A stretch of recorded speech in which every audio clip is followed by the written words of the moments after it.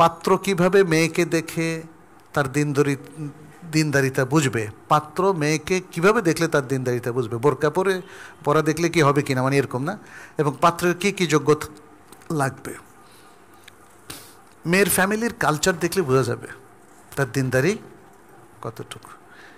এই জন্য শুধু পাত্র দেখবে কেন, পাত্রের মা বোন তাদেরকেও পাঠাতে হবে।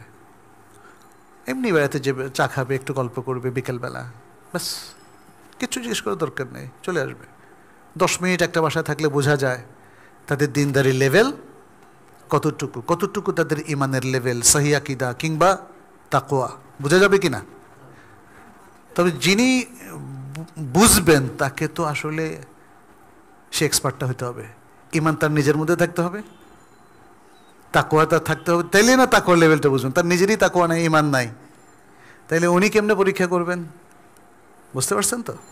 একটা ফ্যামিলির ইসলামিক কালচার পরীক্ষা করার জন্য তার নিজেকে ইসলামিক কালচারে দক্ষ হতে হবে, নিজের আকীদা শুদ্ধ হতে হবে, নিজের আমলটা তাকওয়াপূর্ণ হতে হবে।